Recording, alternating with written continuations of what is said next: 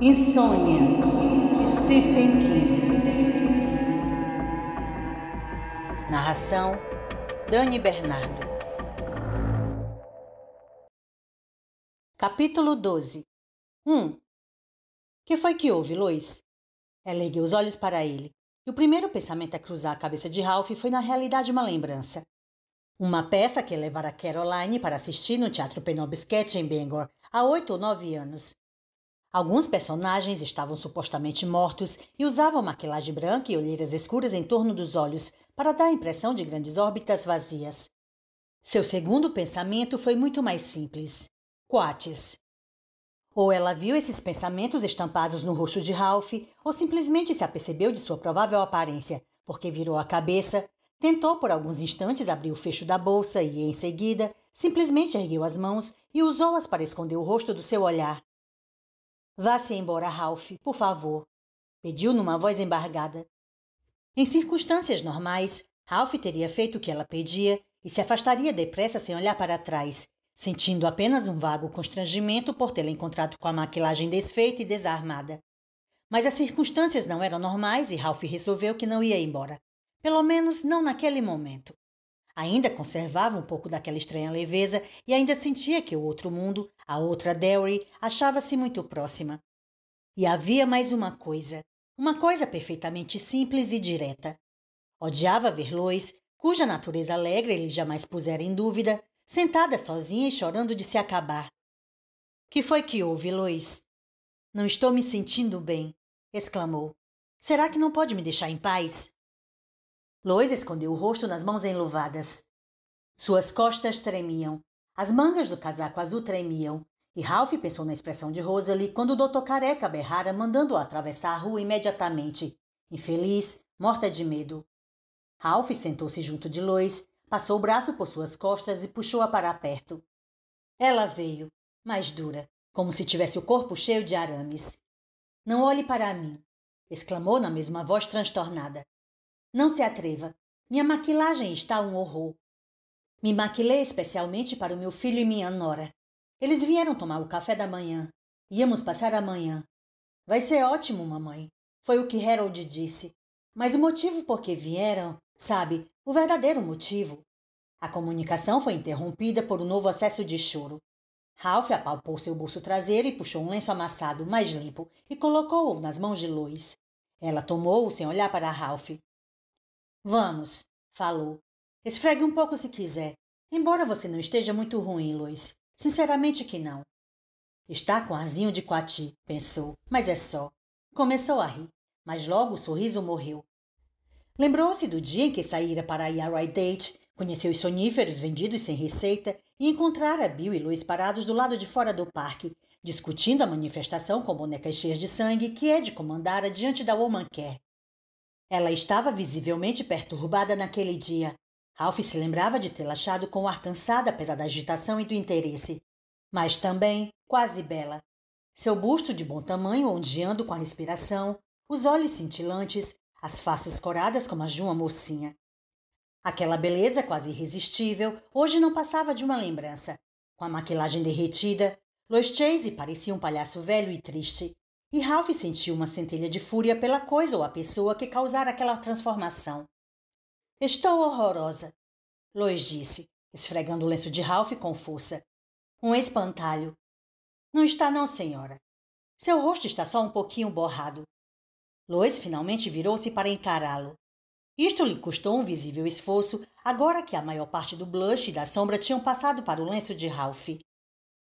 Ainda estou muito ruim? Ela sussurrou. Diga a verdade, Ralph Roberts, ou vai ficar vesgo.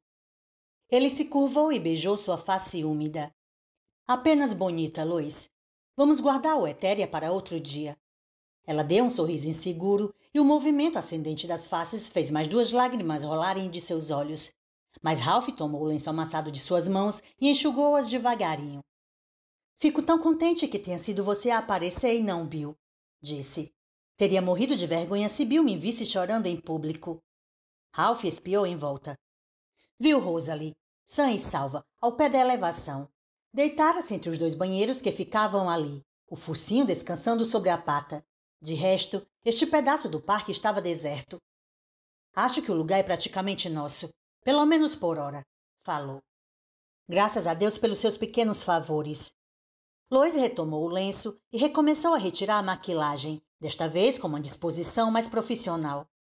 Por falar em Bill, parei no mercadinho a caminho daqui. Isto foi antes de começar a sentir pena de mim mesma e cair no choro. E Sui me disse que vocês tiveram uma grande discussão há pouco e que estavam aos gritos no jardim diante da casa. Não foi tão escandaloso assim. Ralph sorriu sem graça. Posso ser curiosa e perguntar por que foi? Xadrez, respondeu Ralph. Foi a primeira coisa que lhe ocorreu. O torneio da pista 3 que fez Chapin organiza todo ano. Só que discutimos por besteira. Sabe como é? Às vezes a gente levanta da cama com o pé esquerdo e aproveita a primeira desculpa. Espero que tenha sido assim comigo. Lois abriu a bolsa, desta vez sem muito esforço, e retirou o pequeno estojo de pó. Então suspirou e voltou a guardá-lo na bolsa. Não posso. Sei que estou sendo criança, mas simplesmente não posso. Ralph meteu ligeira mão na bolsa antes que ela fechasse. Apanhou o estojo, abriu-o e segurou o espelho diante dela. Está vendo? Não está tão ruim assim, está? Ela desviou o rosto como um vampiro diante de um crucifixo. Exclamou. Guarde isso. Se você prometer me contar o que aconteceu. Prometo qualquer coisa, mas guarde isso. Ele obedeceu. Por alguns instantes, Lois não disse nada. Simplesmente continuou olhando para as mãos que mexiam e remexiam no fecho da bolsa. Ralph estava a ponto de insistir quando ela o encarou com uma aflita expressão de desafio. Acontece que você não é a única pessoa que não consegue dormir uma boa noite de sono, Ralph. De que é que você está falando? De insônia. Vou me deitar mais ou menos à mesma hora em que sempre me deitei, mas não consigo dormir até de manhã. E pior que isso, parece que acordo cada dia mais cedo. Ralph procurou lembrar se chegara a contar a Lois este aspecto do seu problema. Achava que não. Por que está fazendo essa cara de surpresa? Lois perguntou. Você não pensou realmente que fosse a única pessoa no mundo que já passou uma noite insone, pensou? Claro que não. Ralph respondeu com alguma indignação. Mas não teria por vezes sentido que era a única pessoa no mundo a ter aquele tipo de insônia? Parado ali, impotente, enquanto boas horas de sono se escoam minuto a minuto, hora a hora? Parecia uma variante exótica da tortura chinesa do pingo d'água. Quando começou? Uns 2 meses antes de Carol falecer. E quanto tempo você está conseguindo dormir? Não chega nem a 1 hora, desde o início de outubro. Sua voz era calma, mas Ralph ouviu um tremor subjacente que bem poderia ser de pânico. Do jeito que as coisas vão, terei parado de dormir inteiramente por volta do Natal. E se isso realmente acontecer, não sei como vou conseguir sobreviver. Agora já é tão difícil. Ralph procurou recuperar a fala e fez a primeira pergunta que lhe ocorreu. Como é que nunca vi sua luz acesa? Pela mesma razão que raramente vejo a sua, imagino. Moro na mesma casa há 35 anos e não preciso acender a luz para me deslocar. E também costumo guardar meus problemas para mim. Se você fica acendendo as luzes às 2 da manhã, mais cedo ou mais tarde alguém vê. A notícia se espalha e logo os bisbilhoteiros começam a fazer perguntas. Não gosto de bisbilhotices e não sou do tipo que gosta de anunciar no jornal todas as vezes que tem uma prisão de ventre. Ralph caiu na gargalhada. Ela fitou com visível perplexidade por um instante, mas logo o acompanhou. O braço dele continuava nos ombros de Lois, ou será que tinha voltado de mansinho por conta da própria depois que o retirara? Ralph não sabia e não estava realmente interessado, e abraçou-a com mais força. Desta vez seu corpo não opôs resistência. Os arames duros tinham desaparecido. Ralph ficou contente. Você não está rindo de mim, está, Ralph? Não, absolutamente. Então tudo bem. Ela assentiu, ainda sorrindo. Você nunca me viu andando pela sala de estar, viu? Não. É porque não tem lâmpadas diante da minha casa, mas tem na frente da sua. Já vi você sentado naquela poltrona encebada muitas vezes, observando a rua, bebendo chá. Sempre presumi que eu fosse o único, pensou, e a pergunta inesperada, ao mesmo tempo cômica e embaraçosa, lampejou em sua mente. Quantas vezes ela o vira sentado ali, tirando meleca do nariz, ou coçando o saco?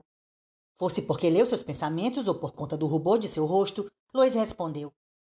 Para falar a verdade, nunca deu para distinguir mais do que o seu vulto, sabe? E você estava sempre usando roupão. perfeitamente composto. Portanto, não precisa se preocupar. E também espero que saiba que, se algum dia você começasse a fazer uma coisa que não quisesse que outros vissem, eu não teria olhado. Nunca fui criada numa estrebaria, está bem? Ele sorriu e deu uma palmadinha em sua mão. Eu sei disso, Lois. É só que, você sabe, é uma surpresa. Descobri que, enquanto eu estava ali sentada observando a rua, alguém estava me observando. Ela fitou-o com um sorriso enigmático que poderia significar: não se preocupe, Ralph. Você era para mim apenas mais um detalhe do cenário. Ele estudou seu sorriso por um momento. Então procurou voltar ao assunto principal. Então, o que foi que aconteceu, Lois? Por que você estava sentada aqui chorando? Só por causa da insônia? Se foi por isso, você tem toda a minha solidariedade. Na realidade, não há nenhum só nisso, não é mesmo? O sorriso de Lois desapareceu. Suas mãos enluvadas cruzaram-se de novo no colo e ela baixou os olhos tristemente. Há coisas piores do que a insônia. Traição, por exemplo. Principalmente quando os traidores são pessoas de quem se gosta. 2. Ela se calou. Ralph não insistiu. Olhou para o pé do morro, de onde Rosalie parecia observá-lo. Aos dois, talvez. Você sabia que temos o mesmo médico, além do mesmo problema, Ralph? Você é cliente do Leishfield também? Era. Foi Caroline que me recomendou o Leishfield, mas nunca mais volto a me consultar com ele. Para mim chega.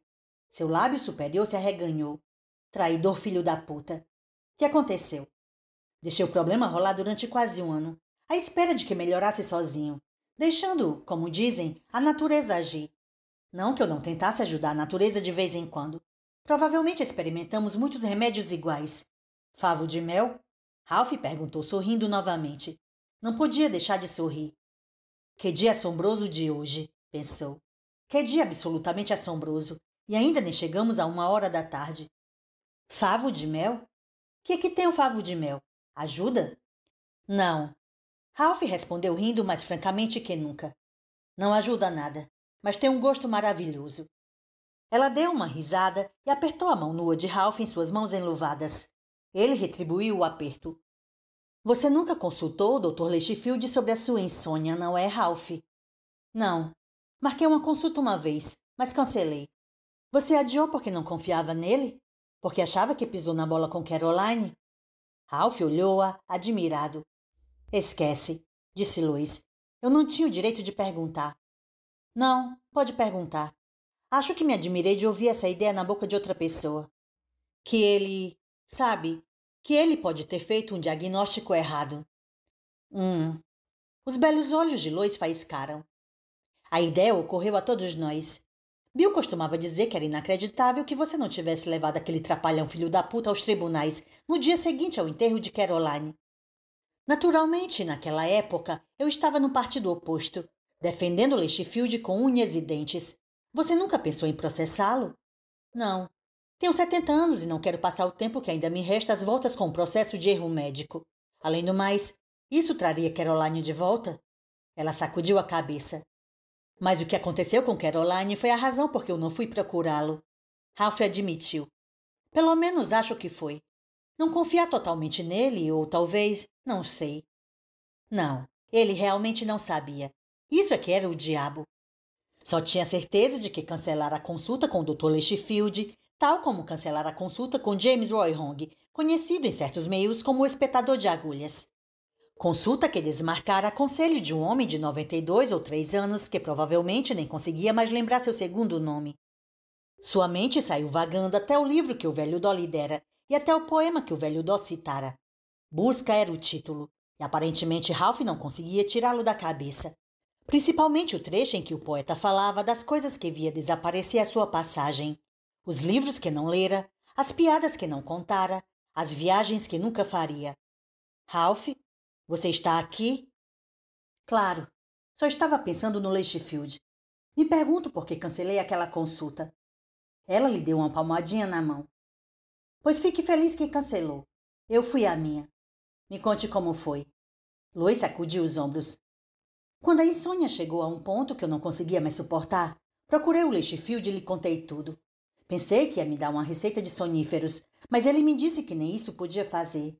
Às vezes tenho arritmia cardíaca e as pílulas podiam piorar o problema. Quando foi ao Leishfield? No início da semana passada. Então, ontem, inesperadamente, meu filho Harold me ligou dizendo que ele e Janet viriam me buscar para tomar café da manhã. Bobagem, falei. Ainda me viram muito bem na cozinha. Se vão enfrentar uma viagem de Bengal até aqui, falei. Vou preparar um café bem gostoso para vocês e não se fala mais nisso. Então, depois, se quiserem me levar para passear, pensei no shopping porque sempre gosto de ir até lá e seria ótimo. Foi só isso que eu disse. Virou para Ralph com um sorriso breve, amargurado e feroz. Nem me ocorreu questionar porque os dois estavam vindo me ver no meio da semana. Eles trabalham e devem adorar aqueles empregos, porque praticamente é só nisso que falam. Pensei no carinho do gesto, na consideração, e fiz um esforço especial para me arrumar bem e fazer tudo certo para que Janet não desconfiasse de que eu não estava bem de saúde. Acho que é isso que me exaspera mais. Lois, a velha boba. A nossa Lois, como Bill sempre diz. Não faça cara de surpresa, Ralph. Claro que eu sabia disso. Vocês acham que eu nasci ontem? E ele tem razão. Sou tola. Sou boba. Mas isso não quer dizer que não me magoe como todo mundo quando se aproveitam da... Ela recomeçou a chorar. Claro que não, Ralph disse e afagou sua mão. Você teria rido se tivesse me visto assando bolinhos de abóbora às 4 da manhã, cortando cogumelos em rodelas para fazer uma omelete italiana às 4h15 e começando a me maquilar às 4h30 só para ter certeza, absoluta certeza, de que Jane não ia começar com aquela história de você tem certeza que está se sentindo bem, mãe Louise? Odeio quando ela começa com essa baboseira. E sabe o que mais, Ralph? Ela sabia o tempo todo qual era o meu problema. Os dois sabiam. Portanto, acho que estavam se divertindo à minha custa, não acha? Ralph achava que tinha acompanhado a história com muita atenção, mas aparentemente perdera um ou dois detalhes. Sabiam? Como podiam saber? Por que Leishfield contou? Ela gritou. Seu rosto se contorceu de novo, mas dessa vez não foi mágoa nem pesar o que Ralph viu, mas uma terrível e lastimável fúria. Aquele linguarudo filho de uma puta ligou para o meu filho e contou tudo. Ralph estava perplexo. Lois, eles não podem fazer isso, disse finalmente quando recuperou a voz. A relação médico-paciente é privilegiada. Seu filho deve saber porque é advogado, e a regra é a mesma que se aplica aos médicos. Os médicos não podem contar a ninguém o que o paciente diz, a não ser que o paciente... Ai, Jesus! Lois girou os olhos para cima. Meu Jesus Cristinho, em que mundo você vive, Ralph? Gente como Leishfield faz o que acha que está certo. Acho que sempre soube disso, o que me faz 2 vezes mais burra por ter ido consultá-lo. Carl Leishfield é um sujeito arrogante que se preocupa mais com a aparência dos seus suspensórios e camisas de grife do que com os pacientes. Que comentário mais cínico. E mais verdadeiro. Isso é que é triste. Sabe de uma coisa? Ele anda aí pelos 35, 36 anos. E sabe lá por quê? Meteu na cabeça que quando completar 40 anos, simplesmente vai parar. Vai continuar quarentão o tempo que quiser. Ele meteu na cabeça que as pessoas só ficam velhas quando chegam aos 60. E que até as mais saudáveis já estão caducas por volta dos 68. E que, se passarem dos 80, seria um ato de caridade se os parentes as entregassem àquele Dr. Carvacan. Os filhos não têm o direito de conhecer os segredos dos pais. Mas, no entender de Leishfield, gente velha como nós não tem o direito de guardar segredo dos filhos. Não seria bom para nós, sabe? O que Carl Leishfield fez praticamente no minuto em que saí do consultório foi telefonar para Harold em Bangor. Lois continuou. Contou que eu não estava dormindo, que estava sofrendo de depressão e que estava tendo problemas de percepção que acompanham o declínio prematuro da cognição. E acrescentou, o senhor precisa se lembrar, Sr. Chase, de que sua mãe está envelhecendo e, se eu fosse o senhor, reavaliaria seriamente a situação dela aqui em Derry. Ele não fez isso. Ralph exclamou, assombrado e horrorizado. Quero dizer, ele fez isso? Lois concordava com a cabeça sombriamente. Ele disse isso a Harold, e Harold me disse, e agora estou lhe dizendo. A velha boba nem ao menos sabia o que significava um declínio prematuro de cognição, e nenhum deles queria me dizer. Procurei cognição no dicionário e você sabe o que significa? Pensamento, disse Ralph. Cognição é pensamento. Certo. O meu médico ligou para o meu filho para dizer que eu estava ficando senil. Lois riu com raiva e usou o lenço de Ralph para enxugar as lágrimas que rolavam pelo seu rosto. Não dá para acreditar, comentou Ralph, mas o diabo é que dava. Desde a morte de Caroline, ele se apercebera de que a ingenuidade com que encarava o mundo até mais ou menos os 18 anos aparentemente desapareceu por completo quando ele cruzou o portal entre a infância e a idade adulta. Aquela inocência peculiar parecia estar retornando agora que cruzava o portal entre a idade adulta e a velhice. As coisas não paravam de surpreendê-lo, exceto que surpresa era, na realidade, uma palavra muito fraca. O que a maioria das coisas faziam era virá-lo de cabeça para baixo. As garrafinhas debaixo da Ponte dos Beijos eram um exemplo. Ele fizera uma longa caminhada até o Parque Bassi um dia de julho e parou debaixo da ponte para fugir um pouco do sol da tarde. Mal se acomodara confortavelmente quando reparou num montinho de vidro quebrado no mato à beira do riacho que corria sob a ponte. Ele abaixara as plantas altas com um galho quebrado e descobriu umas 8 garrafinhas. Uma delas tinha uma crosta branca no fundo. Ralph a levantara e, ao revirá-la curioso diante dos olhos, percebeu que o que via eram os restos de uma festinha de crack. Largara a garrafa no chão como se ela queimasse. Ainda conseguia se lembrar do choque que sentira, da infrutífera tentativa de se convencer de que estava ficando maluco, que aquilo não podia ser o que ele pensava que era. Não neste buraco no meio do mato, 400 quilômetros ao norte de Boston. Naturalmente era um ingênuo emergente que se chocara. Aquela parte dele parecia acreditar, ou acreditar até descobrir as garrafinhas sob a Ponte dos Beijos, que todas aquelas notícias sobre a epidemia de cocaína eram apenas mentirinhas, tão fantasiosas quanto um seriado de crimes na TV ou um filme de Jean-Claude Van Damme. Sentia agora um choque semelhante. Harold me disse que queria dar um pulo comigo até Bangor e me mostrar um lugar. Lois ia dizendo. Ele nunca me leva para passear ultimamente. Apenas dá umas voltinhas por aí, como se eu fosse uma tarefa a ser cumprida. Os dois trouxeram uma pilha de folhetos e quando Harold fez sinal a Janet, ela os sacou tão depressa. Oh, mais devagar. Que lugar? Que folhetos? Desculpe, estou pondo o carro adiante dos bois. É um lugar em Bangor, chamado Riverview Estates. Ralph já ouvira o nome, até receber um folheto. Uma dessas malas diretas endereçadas a pessoas de 75 anos ou mais. Ele e McGovern tinham dado risadas juntos, mas o riso tivera um quê de constrangimento, como o assovio dos garotos ao passarem pelo cemitério. Puxa, Lois, é um asilo para velhos, não é? Não, senhor, ela protestou, arregalando os olhos inocentemente. Foi o que eu disse, mas Harold e Janet me corrigiram. Não, Ralph, Riverview Estates é um condomínio construído para cidadãos idosos com um senso de comunidade. Quando Harold falou isso, exclamei, é mesmo? Bem, vou dizer uma coisa aos dois. Vocês podem pôr uma tortinha do McDonald's num richô de prata de lei e batizá-lo de torta francesa. Mas para mim vai continuar sendo uma tortinha do McDonald's. Quando disse isso, Harold começou a engasgar e a ficar vermelho. Mas Jen deu aquele sorrisinho meigo, aquele que guarda para ocasiões especiais porque sabe que me irrita. Ela disse, bem, por que não damos pelo menos uma olhada nos folhetos, mãe Lois? Você fará pelo menos isso, não fará? Sabendo que nós dois tiramos um dia de folga e dirigimos quilômetros para viver você. Como se Derry ficasse no coração da África, Ralph murmurou.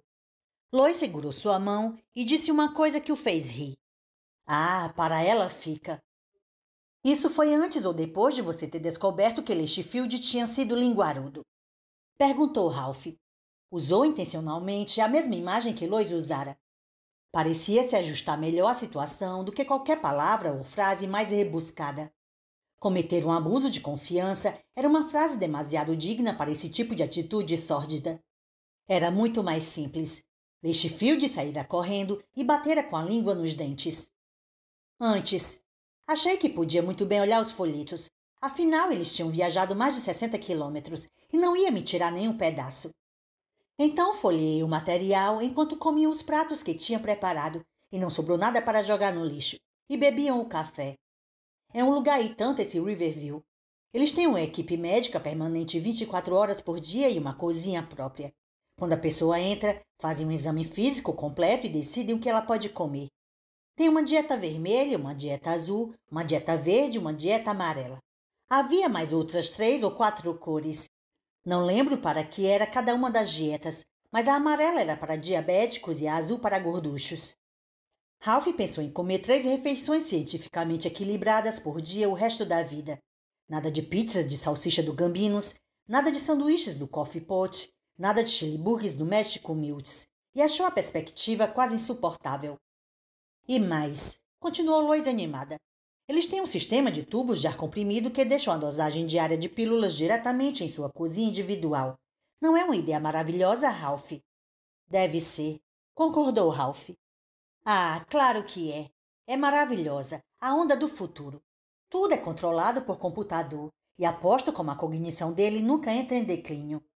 Tem um ônibus especial que leva os moradores de Riverview a lugares de interesse paisagístico ou cultural 2 vezes por semana. E também os leva para fazer compras. O uso do ônibus é obrigatório porque as pessoas de Riverview não podem ter carros. Boa ideia, disse ele dando um aperto carinhoso na mão de Luz. Que são meia dúzia de bêbados numa noite de sábado, comparados a um velho fóssil com uma cognição estável à solta num buíque. Ela não sorriu, conforme Ralph esperava que fizesse. As fotos nos folhetos fizeram meu sangue ferver. Velhotes jogando canastra. Velhotes atirando ferraduras. Os 2 gêneros juntos numa ampla sala de painéis de madeira a que chamam de Salão River dançando quadrilha. Embora o nome seja até bonito, não acha? Salão River? Acho que sim. Parece o nome de salão que a gente encontra em Castelo Encantado. Mas já visitei velhos amigos em Strawberry Fields, o asilo geriátrico de Skowhegan, e conheço uma sala de recreação para velhos só de olhar. Não importa o nome bonito que deem, sempre haverá um armário cheio de jogos de tabuleiros, quebra-cabeças faltando 5 ou 6 peças em cada conjunto, a TV sempre ligada em um seriado do gênero Brigas em Família. Jamais em filmes em que jovens bonitos ficam pelados e rolam abraçados pelo chão diante da lareira. Essas salas sempre cheiram a pomada e urina e aquarelas baratas vendidas em latas compridas, e desespero. Lois fitou com seus olhos negros. Eu só tenho 68 anos, Ralph. Sei que 68 não parece pouco para o Dr. Fonte da juventude, mas para mim parece, porque minha mãe tinha 92 anos quando morreu no ano passado, e meu pai viveu até os 86. Na minha família, quem morre aos 80 morre jovem. E se tivesse que passar 12 anos morando num lugar onde o jantar é anunciado por um alto-falante, endoidaria. Eu também. Mas olhei os folhetos. Queria ser gentil. Quando terminei, arrumei tudo numa pilha certinha e devolvi a Jen. Comentei que eram muito interessantes e agradeci. Ela acenou com a cabeça, sorriu e guardou os folhetos de volta na bolsa. Pensei que a coisa ia acabar ali, e que já acabava tarde, mas então Harold falou. Vista o seu casaco, mamãe. Por um segundo fiquei tão apavorada que não consegui respirar. Pensei que já tivessem me inscrito, e tive a impressão de que se dissesse que não ia, Harold abriria a porta e haveria 2 ou 3 homens de paletós brancos, e um deles sorriria e diria: Não se preocupe, senhora Chase. Depois que a senhora recebeu o primeiro punhado de pílula diretamente em sua cozinha, a senhora nunca mais vai querer morar em outro lugar. Não quero vestir o meu casaco. Respondi a Harold, e tentei usar a mesma firmeza que usava quando ele tinha 10 anos e sempre entrava com os pés cheios de lama na cozinha. Mas meu coração batia tão forte que eu ouvia pulsar na minha voz. Mudei de ideia sobre o passeio. Esqueci que tinha muito o que fazer hoje. E então Jen deu uma risada que detesto ainda mais do que o seu sorrisinho meloso e disse: Ora, mãe Lois, que é que você teria de tão importante para fazer que não possa nos acompanhar até Bangor depois de termos gasto tanto tempo de nossa folga para vir a Derry vê-la? Aquela mulher sempre consegue me irritar, e acho que faço o mesmo com ela. Devo fazer porque nunca na vida conheci uma mulher que sorrisse tanto para outra sem odiá-la. Em todo caso, disse que, para começar, tinha de lavar o chão da cozinha. Olhe só para esse chão, falei. Está imundo. Disse Harold. Não acredito que você vai nos mandar de volta à cidade de mãos abanando, depois de termos vindo até aqui, mamãe.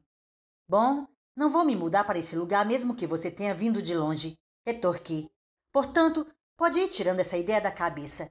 Vivo em Derry há 35 anos, metade da minha vida. Todos os meus amigos moram aqui e não vou me mudar. Eles se entreolharam do jeito que fazem os pais quando tem um filho que deixou de ser engraçadinho e começou a virar pentelho. Janet me deu uma palmadinha no ombro e disse: Não precisa ficar nervosa, mãe Louise. Só queremos que vá dar uma espiada. Como se fosse os folhetos de novo e eu só precisasse ser gentil. De qualquer modo, ao dizer que era só para dar uma espiada, ela me tranquilizou um pouco. Devia saber que eles não poderiam me obrigar a morar lá. e nem mesmo pagar sozinhos a minha hospedagem. É com o dinheiro do Sr. Chase que estão contando para fazer a mudança. A pensão e o seguro da estrada de ferro porque ele morreu em serviço. Acabei descobrindo que já tinham marcado uma visita para as 11 horas e havia um homem à espera para me mostrar as instalações e tentar me convencer. O medo maior já tinha passado quando descobri tudo isso, mas fiquei magoada com o ar de superioridade que estavam me tratando.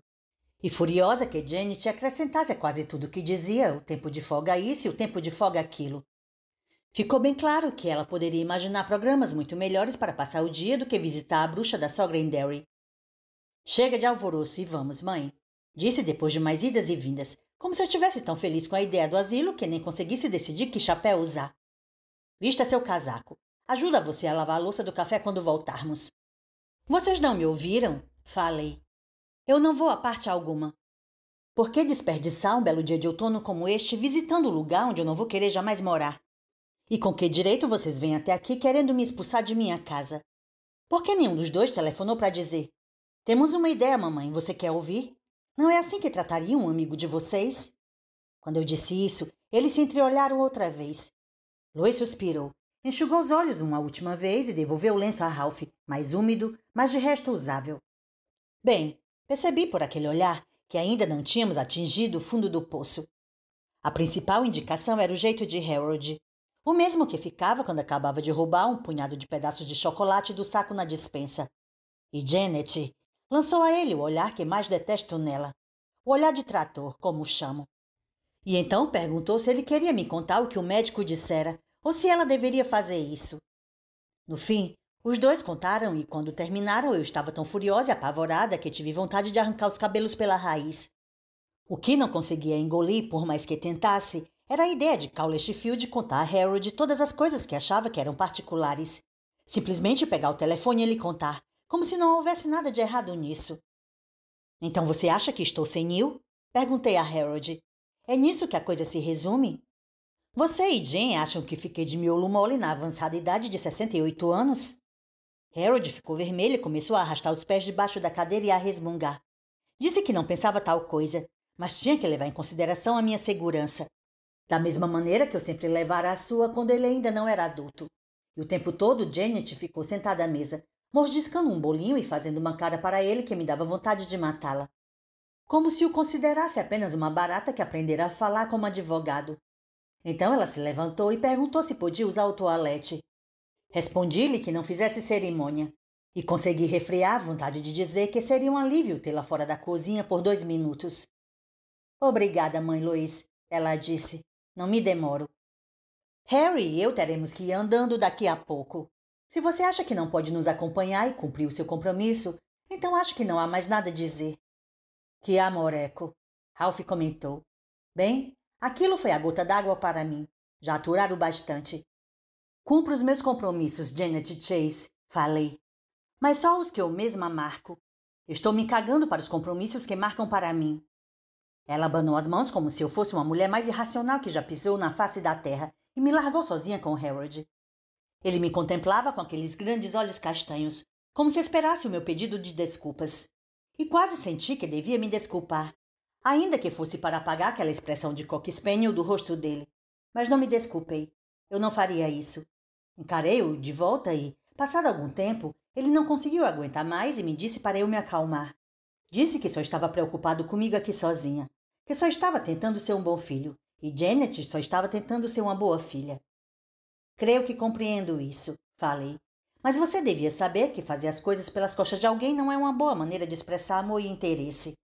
Ele se impertigou todo e respondeu que ele e Jen não achavam que tivesse feito nada pelas costas.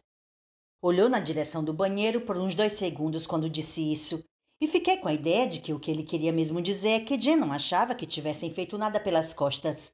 Então falou que as coisas não tinham se passado como eu estava pensando.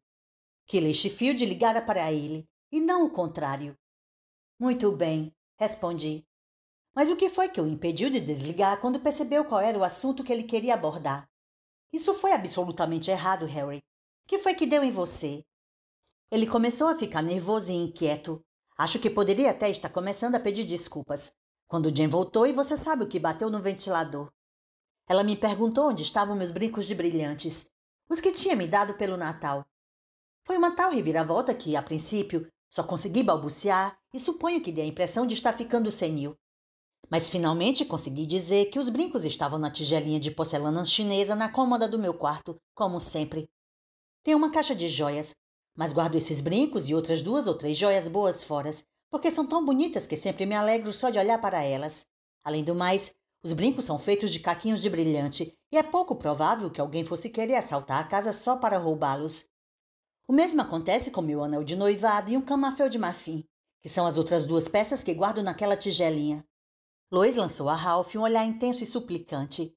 Ele apertou sua mão em resposta. Ela sorriu e inspirou profundamente. Isto é muito duro para mim. Se você quiser parar... Não, quero terminar. Só que, a partir de um certo ponto, não consigo me lembrar muito bem. Foi tudo tão horrível. Sabe, Janet disse que sabia onde eu os guardava, mas que não estavam lá. Meu anel de noivado estava, e o camafeu também. Mas os brincos do Natal não. Fui ao quarto verificar pessoalmente e vi que tinha razão. Reviramos o quarto de cabeça para baixo. Olhamos por todo lado, mas não encontramos os brincos. Tinham desaparecido. Lois agora estava segurando as mãos de Ralph entre as suas e parecia falar principalmente para o zíper de seu blusão. Tiramos todas as roupas da cômoda.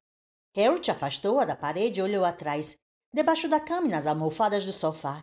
E parecia que todas as vezes que eu olhava para Janet, ela me encarava de volta, com aquela expressão doce, com aqueles olhos arregalados dela.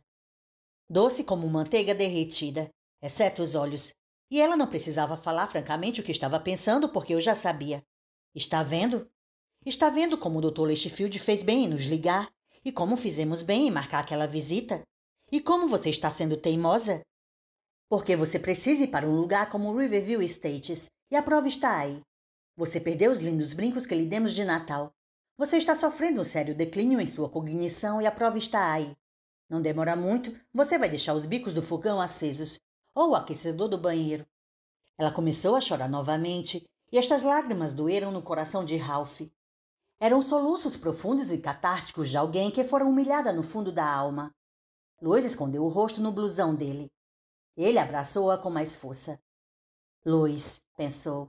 Nossa, Lois. Mas não. Não gostava mais do tom dessa frase, se é que algum dia gostara. Minha Lois, pensou. E naquele instante, como se algum poder maior tivesse dado sua aprovação, o dia começou a se encher de luz novamente. Os sons adquiriram uma nova ressonância. Ele olhou para suas mãos e as de Lois, entrelaçados no colo dela, e viu uma linda nuvem azul cinzenta envolvendo-as, cor de fumaça de cigarro. As auras tinham retornado. 3. Você deveria ter mandado os 2 embora no minuto em que percebeu que os brincos tinham desaparecido. Ele se ouviu dizendo, e cada palavra era destacada e maravilhosamente única, como uma trovoada de cristal. No mesmo segundo. Ah, agora sei disso, falou Lois. Ela estava só esperando que eu metesse os pés pelas mãos e, naturalmente, lhe fiz esse favor. Mas estava tão perturbada. Primeiro a discussão se ia ou não com eles a Bangor visitar o Riverview Estates. Depois a revelação de que meu médico contara coisas que não tinha o direito de contar. E ainda por cima a descoberta de que perderam um dos objetos que mais prezo. E você sabe qual foi o máximo? Ter sido ela quem descobriu que os brincos sumiram. Você pode me culpar por não saber o que fazer? Não, ele respondeu, levando as mãos enluvadas de Lois à boca. O som das luvas cortando o ar parecia o sussurro áspero de uma palma roçando um cobertor de lã e, por um momento, ele viu claramente a forma de seus lábios, impressa nas costas da luva direita, num beijo azul. Obrigada, Ralph. Lois agradeceu. O prazer foi meu. Suponho que você tem uma boa ideia de como as coisas aconteceram, não tem? Jen falou. Você realmente devia se cuidar melhor, mãe Lois. Só que o Dr. Leishfield diz que chegou o momento em que sua vida em que você realmente não consegue se cuidar melhor. E é por isso que pensamos em Riverview Estates. Desculpe se deixamos você de cabelo em pé, mas parecia importante agir depressa. Agora você vê o porquê. Ralph ergueu os olhos. No alto, o céu era uma catarata de fogo azul-verde cheio de nuvens que lembravam aerobarcos de cromo. Olhou o morro abaixo e viu Rosalie ainda deitada entre os banheiros. O fio de balão cinza escuro que saía de seu focinho balançava a brisa fresca de outubro. Então, fiquei realmente furiosa. Lois fez uma pausa e sorriu. Ralph achou que era o seu primeiro sorriso naquele dia em que havia expressar realmente bom humor ao invés de outra emoção menos agradável ou mais complicada. Não, não foi bem assim. Fiquei muito mais do que furiosa. Se meu sobrinho neto estivesse presente, ele teria dito que vovó ficou explosiva. Ralph riu e Lois o acompanhou, mas seu riso parecia um pouquinho forçado. O que me exaspera é que Janet sabia que eu ia me enfurecer. Acho que ela queria mesmo que eu ficasse explosiva, porque sabia que mais tarde ia me sentir muito culpada. E Deus sabe que estou me sentindo assim. Gritei que eles sumissem dali. Harold tinha o ar de quem queria se enfiar pelo chão adentro. Os gritos sempre o deixavam muito constrangido. Mas Jen simplesmente continuou sentada ali com as mãos cruzadas no colo, sorrindo e até acenando com a cabeça, como se dissesse: muito bem, mãe Lois, bote para quebrar e elimine todo esse veneno antigo do seu corpo. Quando acabar, talvez esteja disposta a ouvir a voz da razão. Lois inspirou profundamente. Então aconteceu uma coisa. Não tenho bem certeza do que foi. E também não foi a primeira vez, mas foi a pior. Receio que tenha sido uma espécie de... uma espécie de ataque. Em todo caso, comecei a ver Janet de um jeito muito engraçado. Um jeito realmente assustador. E disse alguma coisa que realmente a atingiu. Não me lembro do que foi, nem tenho certeza se quero me lembrar. Mas não resta dúvida que riscou aquele sorriso meloso que odeio tanto de seu rosto.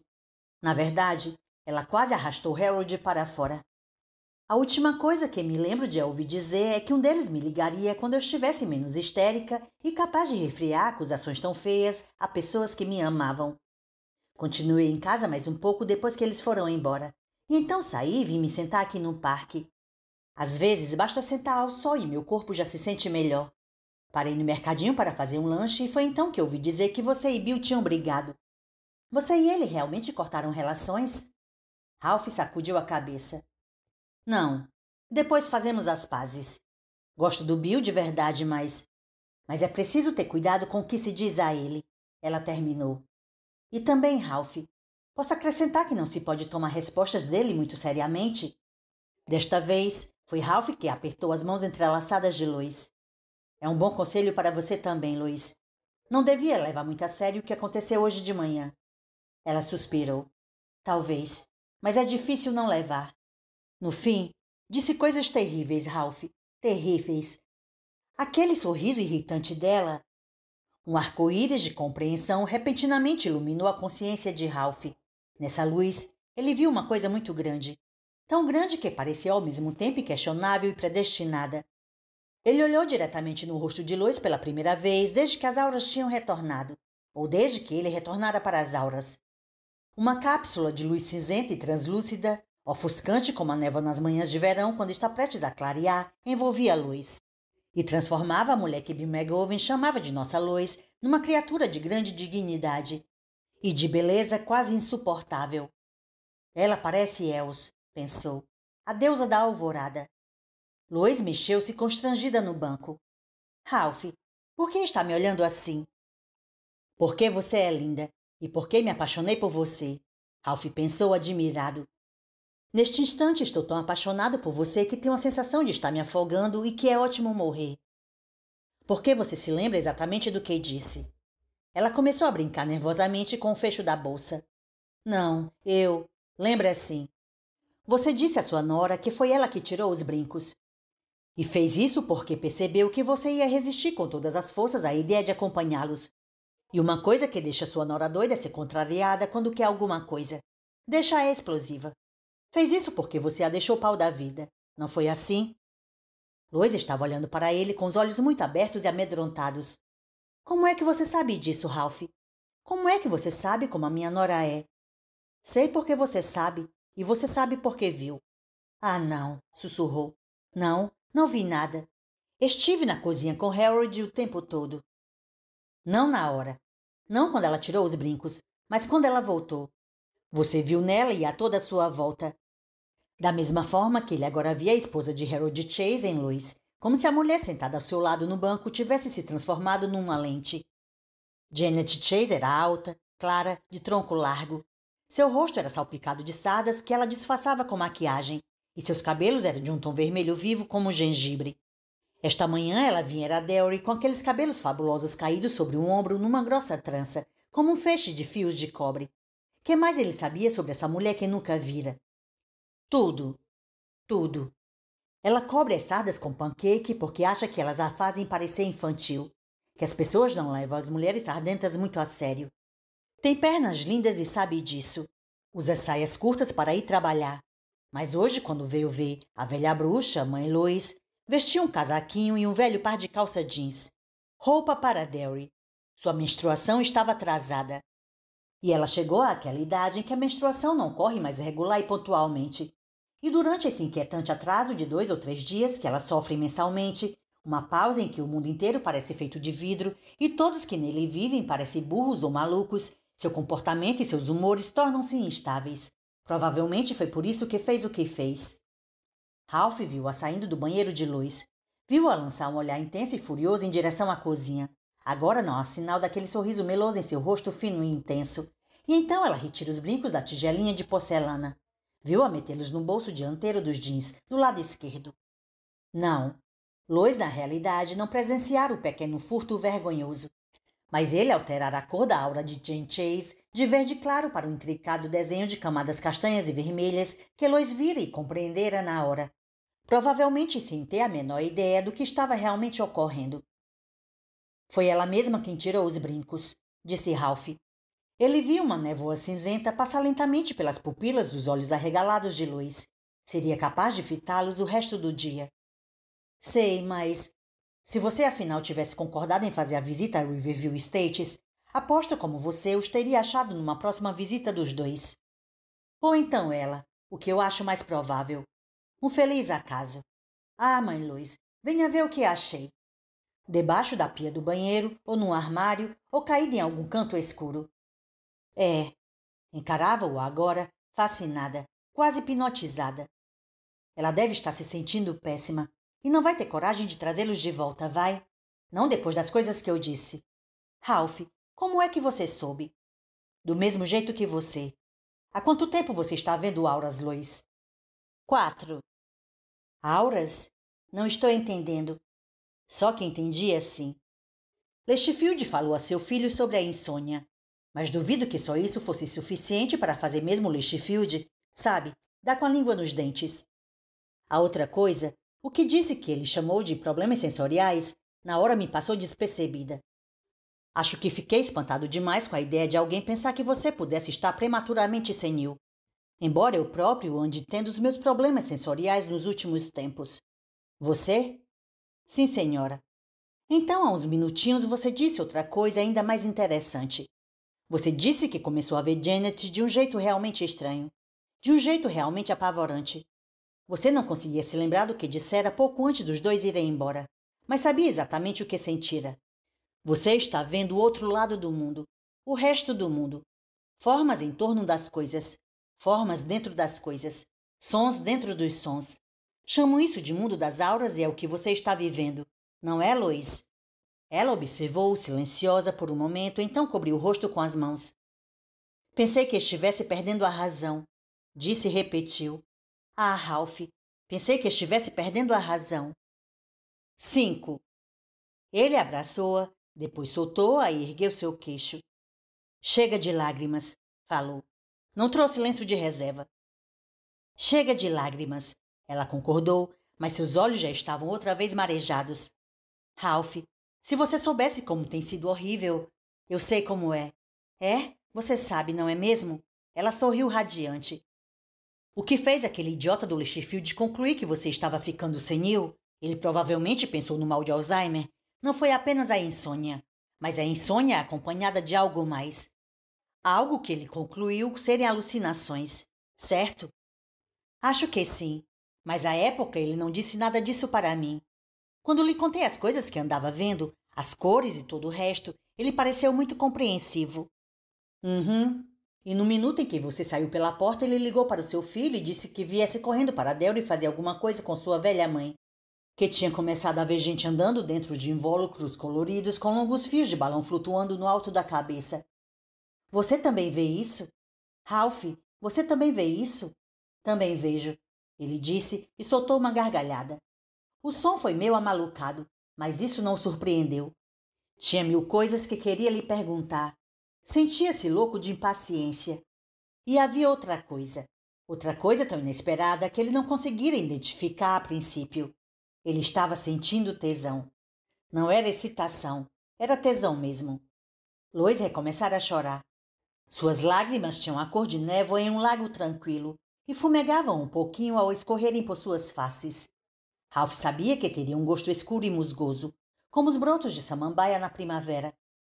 Ralph, isto é, nossa, maior do que o Michael Jackson no Super Bowl, não é? Ela riu discretamente. Bem, só um pouco. Tem um nome para o que está acontecendo conosco, Lois, e não é insônia, nem senilidade, nem mal de Alzheimer. É hiperrealidade. Hiperrealidade, ela murmurou. Deus, que palavra exótica. É mesmo. Um farmacêutico da Rite Aid, Joe Weiser, foi quem a usou. Só que há muito mais coisas além do que ele sabia. Mais do que qualquer pessoa em perfeito juízo poderia imaginar. É, como na telepatia. Isto é, se realmente está acontecendo. Ralph, nós estamos com o juízo perfeito? A sua nora tirou seus brincos? Ela tirou. Lois se endireitou. Tirou sim. Não há dúvidas? Não. Então você já respondeu a sua pergunta. Estamos mentalmente sãos, sim. Mas eu acho que você está enganada sobre a parte da telepatia. Não lemos pensamentos, lemos auras. Olhe, Lois, tem uma porção de coisas que quero perguntar a você, mas tenho a impressão de que neste momento só preciso realmente saber uma coisa. Você já viu... Ele parou abruptamente, perguntando-se se realmente queria dizer o que estava na ponta da língua. Se já viu o quê? Tudo bem. Isso vai parecer mais maluco do que qualquer coisa que você tenha me contado. Mas eu não estou maluco. Você acredita em mim? Não estou. Acredito em você. Ela disse com simplicidade e Ralph sentiu sair um enorme peso de seu coração. Ela dizia a verdade. Não restava dúvida. Sua crença brilhava ao seu redor. Então ouça. Desde que isso começou a acontecer, você tem visto certas pessoas que dão a impressão de não fazer parte da Avenida Harris? Pessoas que dão a impressão de não fazer parte de nenhum lugar no mundo normal? Lois olhava-o intrigada sem compreender. São carecas, baixos, usam aventais brancos e se parecem muito com desenhos de alienígenas que às vezes saem publicados nas primeiras páginas desses tabloides que vendem no mercadinho. Você não viu ninguém assim durante os seus acessos de hiperrealidade? Não, ninguém. Ele bateu o punho na perna, frustrado. Pensou por um momento, depois ergueu a cabeça. Na segunda-feira de manhã, disse, antes dos tiras aparecerem na casa da senhora Locker, você me viu? Muito devagarinho, Lois concordou com a cabeça. Sua aura escurecera ligeiramente e espirais vermelhas, finas como fios de linha, começaram a subir por ela numa lenta diagonal. Imagino que você tem uma boa ideia de quem chamou a polícia, então, falou Ralph, não tem? Ah, sei que foi você. Lois falou baixinho. Já suspeitava antes, mas só tive certeza agora há pouco, quando vi, sabe, nas suas cores. Nas minhas cores, ele pensou. Era o nome que Ed também usava. Mas você não viu dois baixinhos carecas saírem da casa? Não, ela respondeu. Mas isto não quer dizer nada. Da janela do meu quarto sequer vejo a casa da senhora Locker. O telhado do mercadinho não deixa. Ralph cruzou as mãos no alto da cabeça. Claro que não. E ele deveria saber. A razão por que pensei que você chamou a polícia é que pouco antes de ir tomar banho, vi você olhando alguma coisa com binóculos. Nunca vi você fazer isso antes, mas pensei que talvez quisesse dar uma boa espiada naquele vira-lata que pilha as latas de lixo nas quintas de manhã. Ela apontou o morro abaixo. Ele. Não é um ele. É a adorável Rosalie. Ralph riu. Ah, em todo caso, tomei um banho demorado, porque uso uma rinçagem especial no cabelo. Não é tinta. Disse secamente, como se ele a tivesse acusado de tal artifício. São proteínas e ingredientes que aparentemente deixam o cabelo mais encorpado. Quando saí, a polícia já estava por toda a rua. Olhei para sua casa, mas não consegui mais vê-lo. Ou você tinha ido para o outro cômodo ou se enterrara na poltrona. Você faz isso às vezes. Ralph sacudiu a cabeça como se quisesse clareá-la. Afinal, ele não estivera em um teatro vazio todas aquelas noites, mas alguém estivera lá. Tinham ocupado camarotes separados. Lois, A briga que Bill e eu tivemos não foi realmente por causa do xadrez. Foi, no pé do morro, Rosalie soltou um latido rouco e começou a se levantar. Ralph olhou naquela direção e sentiu um pingente de gelo escorregar em sua barriga. Embora os dois estivessem sentados ali há quase meia hora e ninguém tivesse nem mesmo se aproximado dos banheiros, a porta de plástico prensado marcada a homens agora se abria lentamente. Dela saiu o doutor número 3. Trazia o chapéu de McGovern, o panamá com a meia-lua arrancada da aba dentadas, encaixado na parte de trás da cabeça, o que o fazia se parecer curiosamente com McGovern no dia em que Ralph o vira pela primeira vez com o chapéu marrom de feltro. Um repórter xereta de sessão policial num filme dos anos 40. Na mão erguida, o estranho careca segurava o bisturi enferrujado.